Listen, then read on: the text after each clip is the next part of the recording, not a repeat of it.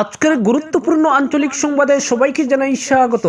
আজ 28 জানুয়ারি মঙ্গলবার। আজকের সন্ধ্যার বিশেষ বিশেষ খবর হলো, ইউসিসি ধর্মবিরোধী, শরিয়া শাসনকেই মেনে চলবে উত্তরাখণ্ডের মুসলিমরা, জমিয়ত উলামা হিন্দ আদালতে যাবে বলে জানালেন মাওলানা আরশাদ মাদানী। সুখবর, সেপ্টেম্বরেই বাজারে আসছে রাশিয়ার তৈরি ক্যান্সারের টিকা। ধর্মীয় অনুষ্ঠানে লাড্ডু উৎসর্গের সময় ভাঙল মঞ্চ, উত্তরপ্রদেশে মৃত অন্তত 7। ফেব্রুয়ারিতে আমেরিকা সফরে মোদি, ঘোষণা প্রিয় বন্ধু ট্রাম্পের। রাজস্থানে 500 জন রোহিঙ্গা ও বাংলাদেশি আটক। একদিনে 3 লাখেরও বেশি ফিলিস্তিনি ফিরলেন গাজায়। নাইট সুপার থেকে গাজা উদ্ধার, গ্রেফতার 4-5 গ্রামে। শিলচর ইটখোলাঘাটে ভয়াবহ অগ্নিকাণ্ড, ক্ষতিগ্রস্ত 6টি পরিবার।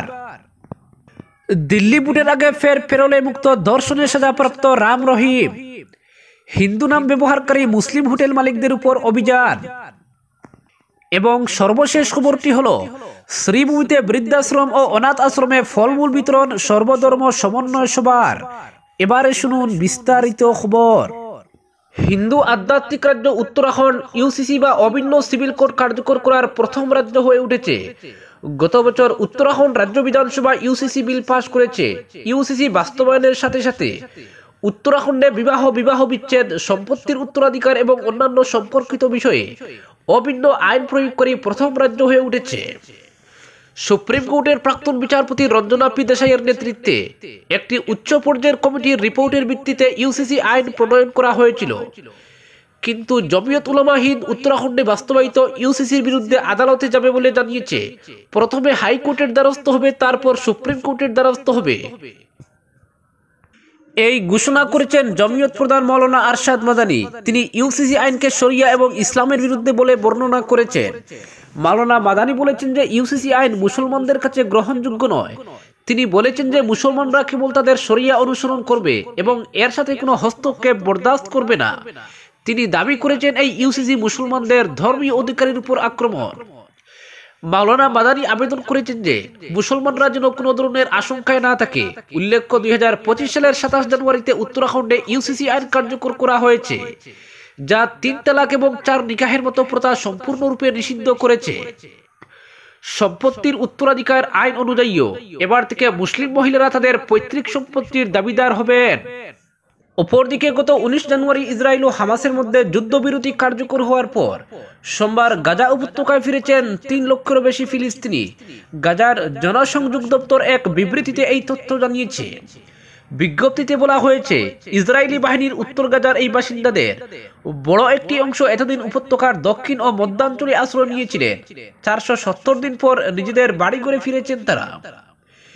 ইসরায়েলি বাহিনীর বোমায় ধ্বংসস্তূপে পরিণত হওয়া উত্তর গাজায় এখন কোনো বাড়িঘড়ি অক্ষত নেই। কিন্তু তারপরও প্রায় 15 মাস পর নিজেদের এলাকায় ফিরতে পেরে উচ্ছ্বসিত উত্তর গাজার বাসিন্দারা। দক্ষিণ গাজা থেকে উত্তরে যাত্রা করা এই মানুষগুলো ফিরে পেয়েছেন কেবল ধ্বংসস্তূপ আর অনিশ্চয়তা। জাতিসংঘ সতর্ক করেছে যে মাটিতে প্রয়োজনীয়তার পরিমাণ অপ্রতিরোধ্য এবং অবস্থা আরো ভয়াবহ হতে পারে। সোমবার সকাল থেকেই নেতজারিম করিডোর দিয়ে উত্তর গাজায় আসতে শুরু করেন হাজার হাজার ফিলিস্তিনি। অনেকেই ঘোড়া কিংবা গাদার গাড়িতে নিজেদের মালপত্র নিয়ে আসেন। উত্তর গাজার কেন্দ্রীয় শহর গাজা সিটির প্রধান সড়কের একটি ক্ষতিগ্রস্ত ভবনের সামনে গাজায় স্বাগতম লেখা ব্যানার টাঙ্গানো ছিল এ সময়। পরবর্তী খবরটি হলো দারুণ খবর। সেপ্টেম্বর থেকে ভারতীয় বাজারে মিলবে রাশিয়ার তৈরি ক্যান্সারের টিকা। ক্যান্সারের টিকাটি তৈরি করেছে রাশিয়ার গামালিয়া রিসার্চ ইনস্টিটিউট। এটি বিশ্বের শীর্ষ অণুজীব ও চিকিৎসা গবেষণা কেন্দ্রগুলির মধ্যে একটি। বিশ্বের প্রথম করোনা টিকা স্পুটনিক 5 প্রস্তুত করেছে রাশিয়ার গামালিয়া রিসার্চ ইনস্টিটিউট। করোনা মহামারীর মোকাবিলায় বিশ্বের 55টিরও বেশি দেশে গামালিয়ার তৈরি স্পুটনিক 5 ব্যবহৃত হয়েছিল। যাই হোক, সোমবার সেপ্টেম্বরে বাজারে ক্যান্সারের টিকা আসার বিষয়টি নিশ্চিত করেছেন সংস্থাটির পরিচালক আলেকজান্ডার গিল্টার্সবার্গ। রাশিয়ার রাষ্ট্রায়ত্ত বার্তা সংস্থাকে তিনি আরো জানিয়েছেন, ইতিমধ্যেই তারা চিকিৎসা ক্ষেত্রে এই টিকার ব্যবহারের জন্য স্বাস্থ্য মন্ত্রণালয়ের অনুমোদন চেয়েছেন।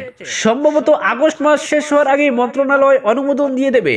সুতরাং সেপ্টেম্বর থেকে চিকিৎসা ক্ষেত্রে রাশিয়ার তৈরি ক্যান্সারের টিকা ব্যবহার করা যাবে।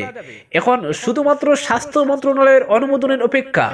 উল্লেখ্য, গামালিয়া রিসার্চ ইনস্টিটিউটের তৈরি এই টিকাটি হবে বিশ্বের প্রথম ক্যান্সারের টিকা, যেটি mRNA প্রযুক্তিতে প্রস্তুত করা হয়েছে। mRNA মূলত প্রোটিনজাত পদার্থ, যা মানুষের রোগ প্রতিরোধ ক্ষমতাকে বাড়িয়ে দেয়, যাতে কোনো বিশেষ রোগ বা অসুস্থতার বিরুদ্ধে শরীর লড়তে পারে। জানা গিয়েছে, যারা ইতিমধ্যেই ক্যান্সারে আক্রান্ত গিয়েছেন বা যাদের সবেমাত্র ক্যান্সার ধরা পড়েছে তাদের ওই টিকা দেওয়া হবে। টিকার মূল ঔষধ মানবদেহে প্রবেশের অল্প সময়ের মধ্যেই কাজ করতে শুরু করবে এবং মানুষের রোগ প্রতিরোধ ব্যবস্থাকে আরো প্রশিক্ষিত করে তুলবে, যেটি প্রথমেই ক্ষতিকারক ক্যান্সার কোষগুলোকে শনাক্ত করবে এবং ধ্বংস করে দেবে। ক্যান্সারের সাধারণত 3টি স্তর থাকে: প্রাথমিক, মধ্যম ও চূড়ান্ত।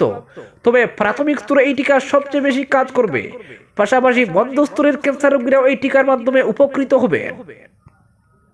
2023 সালের পরিসংখ্যান অনুযায়ী বর্তমানে রাশিয়ায় ক্যান্সার রোগীর সংখ্যা পৌঁছেছে 40 লক্ষ। প্রতি বছর রাশিয়ায় ক্যান্সারে আক্রান্ত হন 6,25,000 মানুষ। অপরদিকে উত্তরপ্রদেশের ধর্মীয় অনুষ্ঠানে ভয়াবহ দুর্ঘটনা। আজ অনুষ্ঠান মঞ্চ ভেঙে মৃত্যু হলো অন্তত 7 জনের। বিরাট মঞ্চের ধ্বংসাবশেষের তলায় আরো 80 জন চাপা পড়ে রয়েছেন বলে খবর। তাদের মধ্যে অনেকেই গুরুতর আহত বলে প্রাথমিকভাবে জানা গিয়েছে। উল্লেখ্য, গত 30 বছর ধরে জৈন ধর্মের এই অনুষ্ঠানটি চলে আসছে। উত্তরপ্রদেশের বাগপথে প্রত্যেক বছরই পালিত হয় জৈন নির্বাণ উৎসব। সেই অনুষ্ঠানের অন্যতম অঙ্গ হলো লাড্ডু মহোৎসব। বাঁশ এবং কাঠ দিয়ে তৈরি হয় এই অনুষ্ঠানের মঞ্চ। জৈন সন্তরাও হাজির থাকেন এই অনুষ্ঠানে। আজ অনুষ্ঠান চলাকালীন ভগবান আদিনাথের উদ্দেশ্যে লাড্ডু উৎসর্গ করা হচ্ছিল। সেই সময়ে মঞ্চে উঠে পড়েন অন্তত 100 জন ভক্ত। প্রবল ভিড়ের চাপে হুড়মুড় করে ভেঙে পড়ে অনুষ্ঠান মঞ্চ। অন্তত 80 জন মঞ্চের নিচে চাপা পড়েন বলে স্থানীয় সূত্রে খবর। তার মধ্যে 7 জনের মৃত্যু হয়। ঘটনার খবর পেয়ে সঙ্গে সঙ্গে ঘটনাস্থলে পৌঁছায় বিরাট পুলিশ বাহিনী। 108টি অ্যাম্বুলেন্সও পাঠানো হয় ঘটনাস্থলে। অন্তত 40 জনকে উদ্ধার করে হাসপাতালে পাঠানো হয়। এছাড়াও আরো 20 জনকে প্রাথমিক চিকিৎসার পর ছেড়ে দেওয়া হয়েছে। অপরদিকে বিপুল পরিমাণ গাঁজা সহ 4 জনকে গ্রেফতার করলো পুলিশ। সোমবার রাতে 5 গ্রাম ঠান্ডাপুরে সিআরপিএফ এবং 5 গ্রাম পুলিশের যৌথ অভিযানে একটি নাইট সুপার থেকে বাজেয়াপ্ত করা হয় গাঁজাগুলো। ধৃতদের কাছ থেকে 70 কেজি 700 গ্রাম গাঁজা সহ বেশ কিছু আপত্তিকর সামগ্রীও বাজেয়াপ্ত করেছে পুলিশ। শিলচর থেকে গুয়াহাটি অভিমুখে পাচারের পথে AS01 FC 8199 নম্বরের নাইট সুপারে তল্লাশি চালিয়ে উদ্ধার করা হয় 70 কেজি 700 গ্রাম গাঁজা। ধৃতরা হলো অমরনাথ কুমার, রাহুল কুমার, অনুজ কুমার এবং বেজনাথ কুমার। তারা বিহার রাজ্যের পাটনার বাসিন্দা বলে পুলিশ জানিয়েছে। অপরদিকে রাজস্থানে 500 জন রোহিঙ্গা ও বাংলাদেশি আটক। অবৈধ অভিবাসীদের বিরুদ্ধে পদক্ষেপ শুরু করেছে জয়পুর পুলিশ। সোমবার পুলিশের তরফে অভিযান চালিয়ে রোহিঙ্গা ও বাংলাদেশি সহ 500 জনকে আটক করা হয়। এদের মধ্যে 394 জন রোহিঙ্গা বলে খবর। আটকদের জিজ্ঞাসাবাদ করা হবে। জয়পুরের police commissioner Biju George Joseph বলেছেন, অভিযানের উদ্দেশ্য ছিল অপরাধ দমন এবং শহরে অবৈধভাবে বসবাসকারী লোকেদের চিহ্নিত করা। আটকদের মধ্যে 394 জন রোহিঙ্গা শরণার্থী। এছাড়া বেশ কয়েকজন বাংলাদেশি নাগরিকও রয়েছে। তাদের জিজ্ঞাসাবাদ করা হবে। মুম্বাইয়ে অভিনেতা সৈফ আলী খানের উপরে হামলার ঘটনায় বাংলাদেশি নাগরিক শরীফুল ইসলামকে গ্রেফতার করেছিল পুলিশ। সেই ঘটনার পর বাংলাদেশিদের অবৈধভাবে ভারতে প্রবেশ এবং জাল নথি বানিয়ে এদেশে বসবাসের বিষয়টি গুরুত্ব পেয়েছে। ঘটনার পরিপ্রেক্ষিতে অভিযান শুরু করেছে জয়পুর পুলিশও। অপরদিকে আগামী মাসে আমেরিকা সফরে যাচ্ছেন প্রধানমন্ত্রী নরেন্দ্র মোদী। সোমবার এই কথা ঘোষণা করলেন মার্কিন প্রেসিডেন্ট ডোনাল্ড ট্রাম্প।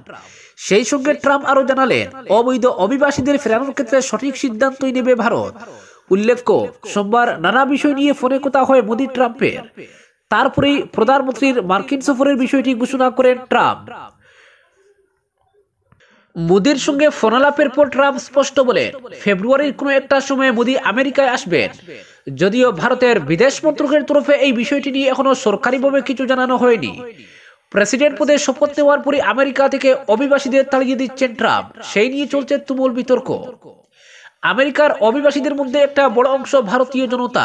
সেই নিয়ে প্রশ্ন করা হলে ট্রাম্প বলেন, অভিবাসন নিয়ে কথা হয়েছে মোদির সঙ্গে। অভিবাসীদের ফেরানোর ক্ষেত্রে ভারত সঠিক পদক্ষেপই করবে। উল্লেখ্য, আমেরিকা থেকে ফেরত পাঠানো অভিবাসীদের গ্রহণ করতে রাজি হয়নি কলম্বিয়া। তার জেরে কলম্বিয়ার উপর বিরাট নিষেধাজ্ঞা চাপিয়ে দিয়েছিলেন মার্কিন প্রেসিডেন্ট। ট্রাম্পের সঙ্গে ফোনে কথা বলার বিষয়টি নিজেই এক্স হ্যান্ডেলে জানিয়েছেন মোদি। তিনি লেখেন, আজ আমেরিকার প্রেসিডেন্ট আমার প্রিয় বন্ধু ডোনাল্ড ট্রাম্পের সঙ্গে ফোনে কথা বলে আমি উচ্ছ্বসিত। দ্বিতীয়বার ঐতিহাসিক জয়ের জন্য তাকে অভিনন্দন। আমরা পারস্পরিক উপকার ও বিশ্বস্ত অংশীদারিত্বের জন্য প্রতিশ্রুতিবদ্ধ। আমরা আমাদের দেশের জনগণের কল্যাণে এবং বিশ্ব শান্তি, সমৃদ্ধি ও নিরাপত্তার লক্ষ্যে আগামী দিনেও একসঙ্গে কাজ করব। অপরদিকে দিল্লি বিধানসভা নির্বাচনের ঠিক মুখে 30 দিনের পেরোলে মুক্তি পেল ধর্ষণের সাজাপ্রাপ্ত আসামি ডেরা সাতা সৌদা প্রধান গুরমিত রাম রহিম সিং। দুই শিষ্যাকে ধর্ষণের অপরাধে 2017 সাল থেকে 20 বছর কারাবাসের সাজা দেওয়া হয়েছিল রাম রহিমকে। এর আগেও বেশ কয়েকবার নানান সূচনাতায় পেরোলে মুক্তির আবেদনটা নিয়ে জেলের বাইরে এসেছিল ডেরা প্রধান। এবারেও 5 ফেব্রুয়ারি দিল্লি বুটের ঠিক 8 দিন আগে একসঙ্গে 30 দিনের পেরোলে মুক্তি পাচ্ছে 57 বছর বয়সী রাম রহিম। জানিয়ে রাজনৈতিক মহলে তোলপাড় শুরু হয়েছে। আজই হরিয়ানার রোহতকের সোনারিয়া জেল থেকে বাইরে বেরোয় রাম রহিম। 2020 সাল থেকে এ নিয়ে মোট 12 বার অস্থায়ীভাবে মুক্তি পেল সে। জেলের বাইরে প্রথম 10 দিন শীর্ষায় ডেরা সাচা সৌদার প্রধান আশ্রমে কাটবে, তারপর বাকি দিনগুলি থাকবে বাগপতের শাখায়। এর আগে গত বছর অক্টোবরে হরিয়ানা বুটের ঠিক 3 দিন আগে সে 20 দিনের পেরোলে মুক্তি পেয়েছিল এবং সেই বুটে বিজেপি হই হই করে জিতে গিয়েছিল। অপরদিকে বর্তমানে দেশের সর্বত্র ব্যবসা বাড়ানোর জন্য মুসলিম ব্যবসায়ীরা একটি নতুন কৌশল গ্রহণ করেছেন। হিন্দু গ্রাহকদের আকৃষ্ট করার জন্য হিন্দু দেবতা বা সংস্কৃতি সম্পর্কিত নাম দিয়ে তাদের ব্যবসা শুরু করেছেন। তবে গুজরাট সরকার এই ধরনের ব্যবসায়ীদের বিরুদ্ধে ব্যবস্থা নিয়েছে। গুজরাটে অনেক মুসলিম ব্যবসায়ী হিন্দু নাম ব্যবহার করে তাদের ব্যবসা বাড়ানোর চেষ্টা করছেন। তারা দোকানগুলিতে হিন্দু দেবতা বা হিন্দু ধর্মের সঙ্গে সম্পর্কিত নাম দিয়েছেন যাতে হিন্দু গ্রাহকরা আকৃষ্ট হন। তবে যখন গ্রাহকরা কিউআর কোড স্ক্যান করে টাকা দিয়েছেন তখন তারা বুঝতে পারলেন যে দোকান মালিক মুসলিম। এই ধরনের প্রতারণা সামাজিক মিডিয়াতে আলোচিত হয়েছে। গুজরাটের কিছু হোটেল মালিক হিন্দু নাম ব্যবহার করে মুসলিম ছিল, যা প্রথমে জনগণের এবং পরে সরকারের নজরে আসে। গুজরাট রাজ্য পরিবহন সংস্থা সিদ্ধান্ত নিয়েছে যে এসব হোটেলের সামনে তাদের বাস থামানো হবে না। এছাড়াও গুজরাট সরকার 27টি হোটেলের লাইসেন্স বাতিল করেছে যেগুলি হিন্দু নাম ব্যবহার করে ব্যবসা করছিল, কিন্তু মালিক এবং কর্মীরা মুসলিম ছিল।